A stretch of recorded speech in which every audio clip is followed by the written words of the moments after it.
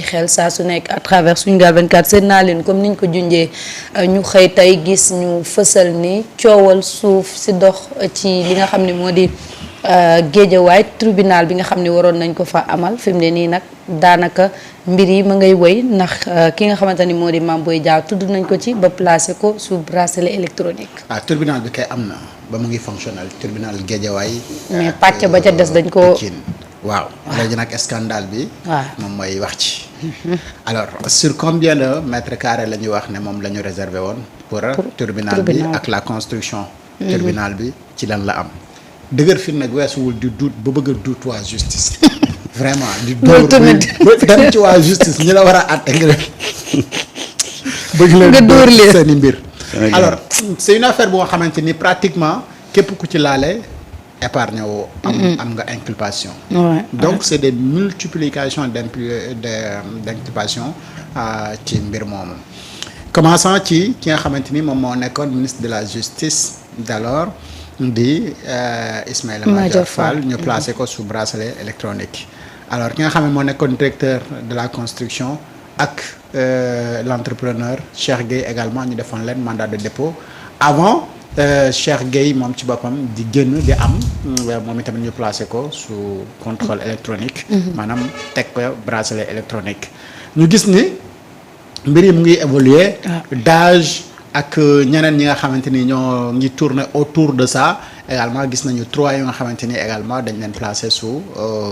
bracelet électronique notamment d'âge ministère de la justice boobu noonu ak ki nga xamante ni moom moo nekkoon ancien directeur u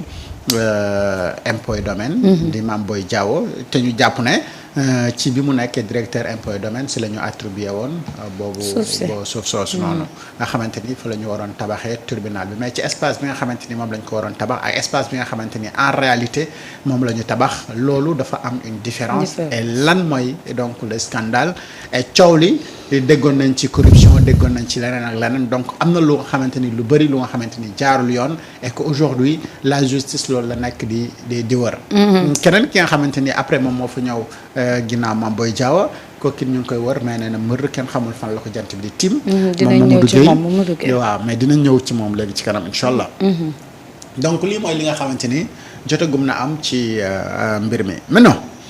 li jar a taxaw def seetlu mooy dañu gis ne ñi nekkoon ci ancien régime bi notamment les ministres yi nga xamante ni woo nañ leen haute cour de justice ba inculpé leen à chaque fois suñu doon dem di jëli seen convocation dañu koy béral suñu demee ba yegg dañ koy béral bu ñu jëlee ba pare dañ koy béral bu ñu waree dem dañ koy béral alors bëgg ci laxas mbirum politique mais on s'est rendu compte que ni c'est sans effet amul benn effet terewul yoon continuer def yoonam est-ce que loolu moom mooy leçon bi nga xamante ni moom la Mame Boye Diao retenir ba tax ne mu ne non comme c'est une affaire qui me concerne ça ne concerne pas les autres naa dem wuy ji et su ma wuy jee après leneen lu ci mënti am information yi de toute façon du umpe nit ñi dinañ ko am et effectivement loolu la def suturaal boppam ci dem bi sonalul nit ñi ci wax ji la pourquoi ñu woo ko indiwul li deful nangam sangam c'est-à-dire poliewul débat bi ba nga xamante ni mën na jël yeneen orientation wala nit mën na ci wax lu nga xamante ni mën na ko gën a charger parce que plus nit ñi di ci gën di débattre nit mën na gën wax ci lu nga xamante ni c'est une information moo nga xamante ni mën na la gën a sonal gën la enfoncer et pour daw yooyu noonu peut-être moom il a justement préféré mu dem mais il faut pas oublier de l'autre côté également moom mosul nier amitié am ak ñi nga xamante ni ñoom ñooy waa Pastef alors donc est-ce que dafa bañ a gêner ñi nga xamante ni ñoom ñoo fi nekk di liggéey te mu jàpp ne li ñu nekk nii di def moom mooy yoon alors que moom dafa nekkoon ci régime bu nga xamante ni ben il fallait que ku fa nekk nga takk na ci mbir yi alors que ses amis sont là en train de gouverner donc il va aller répondre dignement et puis assumer ses responsabilités et je pense qu'un gentleman doit réagir ainsi mooy que ni yow da nga am problème ak yoon liñ lay woowee wóor na la y a absolument rien de politique mais il faut aller répondre et assumer également li nga xamante ni on se rappelle que ni mos nañ ko fi jàkka woo naka boobu quand même les gens en avaient parlé bi mu demee également wax na la nga xamante ni moom la waroon wax ci haute cour de justice mais dafa amoon problème pour justifier lan mooy si yent ci lan la sukkandiku ba attribuer terrain yi ñii et aujourd'hui il faut rappeler que ni Khalifa rappeur mu ngi en prison. si plainte wu Mame Boye Diao si la demoon wuyu ji. et aujourd'hui il est en instruction. alors loolu également c'est d'autres dossiers yoo nga xamante ni peut-être dans l'avenir dina am ay évolutions yoo nga xamante ni dina ci am. bref c'est pour dire li nga xamante ni moom moo am impôt domaine te mu bëri ay luubal ci suuf dafa nekk lu nga xamante ni dafa bëri. et que ban période moom la Mame Boye Diao nekk woon foofu noonu loolu c'est des choses yu nga xamante ni naturellement on va aller chercher ça. mais au-delà de impôt et domaine Mame Boye Diao également nekkoon na CDC. et CDC également. coow li foofu nekkul coow lu sedd. coow lu nga xamante ni dafa bëri. te ñu ngi rappelé wu ne am na beneen plainte bu nga xamante ni am na ku ko déposé woon CDC contre. ñaari anciens directeurs yi nga xamante ni moom moo ci nekkoon notamment Mame Boye Diao moom turam mu ngi ci woon est-ce que coowal réduction des comptes jëmale ci ancien régime bi Mame Boye Diao ci impôt et domaine rek lay am compte yu muy rendre wala am na yeneen compte yu nga xamante ni war na ko rendre également ba mu nekkee CDC ça c'est des interrogations mais dama jàpp que ni bu fekkee ni mbir yi muy continuer di woy ak li ñuy dégg yëpp ci ay scandale Mame Boye Diao turam dina ñëwaat ci yeneen dossiers yu nga xamante ni du nekk dossier bu tribunal bu Guédiawaye bi rek mais am na yeneen dossiers yu nga xamante ni mën na ko xaarandi ci mbirum domaine national bi mais yeneen dossiers yu nga xamante ni également dafay concerner li nga xamante ni moom mooy CDC mooy caisse de dépôt et de consignation parce que la construction logements sociaux yi nga xamante ni amoon na foofu déggoon nañ ci benn moment turam ñëw ci loolu bon plus ñuy dem plus dinañu gën a xam mais bu fekkee ni il est conscient que ni donc son nom peut revenir à plusieurs fois donc je pense que la meilleure stratégie pour moom c'est d'aller répondre et puis répondre aux questions léegi c'est au juge de voir est-ce que da koy inculper placer ko sous mandat de dépôt placer ko wala comme ni mu ko def bracelet électronique takkal ko la mu daf bi vu que peut-être juger que ni na pour ce dossier ça ne nécessite pas muy dem sous mandat de dépôt le temps de voir donc l'évolution des autres d'accord waaw Samba sa jàngatee tam par rapport ak le cas Mame Boye Diao placé sous bracelet électronique. waaw mooy le fameux dossier le scandale sur le foncier du palais de justice. xam nga bi enquête bi éclaté on a fait une liste de 26 agents du ministère de la justice. ci noonu la ñu di commencé di activer enquête bi enquête boobu nag. moo dem ba tey ñu woolu ko ci mel ni Mame Boye Diao nekkoon ancien directeur des domaines Abdoulaye Sy ex-directeur administratif et financier Daouda Diallo mais également ak ki nga xam ne moom moo mujjee nekk le directeur des impôts di Mamadou Gueye moomu nag daa génn réew mi. waaw dinañ ci ñëw. mais gis nga scandale boobu bu dul woon Sonko li mu jëloon benn décision arrêté déclassifié li xew foofu parce que ni mu jëlee décision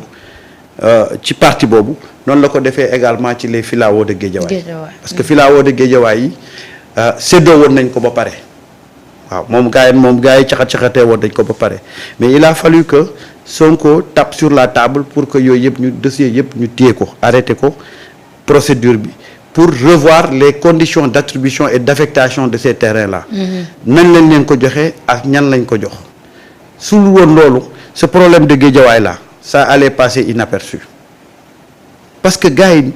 dañu séddoo le foncier un peu partout tey nag bu ñu déggee Mame Boye Diao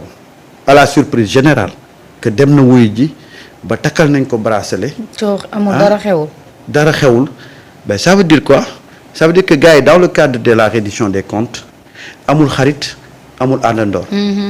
te loolu dafay renvoyer waat à li Sonko waxoon ne du ma protéger kenn képp koo xam ne dañoo tudd sa tur ci affaire yi luubal jàppal ne di nga wuyu parce que quand les gens ont vu à l'époque le rapprochement entre Sonko ak Mame Boye Diao les gens commençaient à faire des commentaires autour de ça ma ne leen bu yóbboo ngeen noppaleku ndax ñii jege leen taxul nga mucc bokk ak ñoom taxul nga mucc li lay mucculoo daal mooy nga bañ a laale wala nga bañ cee taqe. aujourd'hui nag la démarche de Mame Boye Diao qu'est-ce que ça renseigne c'est-à-dire que Mame Boye Diao woo nañ ko ci pet wuy ji na ci pet déglu nañ ko ci pet inculpé nañ ko ci pet takkal ko bracelet ci pet mu toog jàpp njàmburam lépp si pet lañ ko defee lépp ñu def ko ci pet. kii mu mën a petoo waaye. non c'est-à-dire que gis nga ñii la réew di doxee man je salue sa posture ah. je salue sa posture parce que lui au moins nekk fi di tànqal nit ñi naan on est en train de me priver de ma liberté c'est une cabale politique ah on veut éliminer un adversaire dañ ko tegal dossier mu dem wuyu ji ñu def ko liñ koy def mu toog jàpp njàmburam le dossier suit son cours bés buñ ko waree setal ñu setal ko bu ci leneen waree topp ñu topp ci lii mooy posture yi gentleman waaye nekk fi di wax ah on m'interdit de quitter le territoire ah on me prive de foo mujj te yaa ngi nii yaa ngi rëbës ah ñaaw nga ci xare bi te terewul tu n'as pas empêché à la justice de faire son travail c'est-à-dire que quand tu te dis homme d'État c'est comme ça cette posture là qu'il faut adapter ñoom ñoo fi nekk ne homme d'État. Homme d'État c'est un état d'esprit hein. Voilà yow bi ngay nekk ci état bi da nga doon wax ne force reste à la loi. On doit respecter notre justice yow yaa ko doon wax. tey tu te retrouves de l'autre côté ñu tudd la ci ay affaire nga ne cabale politique la. tu veux remettre en cause cette même justice bi nga doon tagg il y a 1 an de cela. mais on est dans quel pays gars yi daal seen homme d'État c'est en fonction de leur intérêt quoi. bu nekkee ne le vent est favorable ci seen côté ñu ne homme d'État lañ bu favorable seen côté ñu remettre lépp en cause justice bu crédible c'est en fonction de leur intérêt. Quand ils essaient de manipuler la justice ils disent que la justice est crédible. Ils disent que la justice est crédible bu justice bi jógee pour dal seen kaw ñu ne voilà c'est une cabale politique donc la justice est instrumentalisée. Voilà la mauvaise foi de nos hommes politiques. À chaque fois qu'ils se retrouvent dans une mauvaise posture ils cherchent un prétexte. Si c'est pas un prétexte politique c'est un prétexte judiciaire. Pour se dédouaner. Mais gis nga ce qui est en train de se passer ñoom xam nañ fii ñi fi gérer bari nañ lu tax ñu woo leen ah. parce que dañu fa gis seen tur rek. ah jeex na leerali rek. te kuñ ci woo boo duggee ba génn doo wax mu ko ci dossier bi de. yow koy da ngay fexee def diversion. kan nga dégg rek mu taxaw génn ne liñ ma tegal defuma ko wala enquête bi niñ ko defee baaxut. ku ci génn xam looy wax. c'est Ousmane Sonko qui est derrière. Sénégalais yi nag ñoo dépassé loolu. ce discours politique là ce refrain là Sénégalais dañu dépassé loolu. képp koo xam ne tu es mêlé ci benn affaire di nga répondre te mobilisation yi ñu doon yaakaar ñoom xam nañ moo tax ñi ci kanam di war a ñëw buñ fi nekk di tànqal nit ñi te xam ne benn Sénégalais du mobiliser wu. kenn du mobiliser wu. amatuñ sax kuñ mobiliser. amatuñ de. coow li lu muy bari boo duggee ca kër gële ba génn ñaara mën a am de waaw moo tax nag nañu toog xaar justice àtte leen waaw Mamadou Gueye bi génn nag naqari na ma trop. d'accord c'est dans le cas Mamadou Gueye moom mi nga xam ne moo nekkoon ancien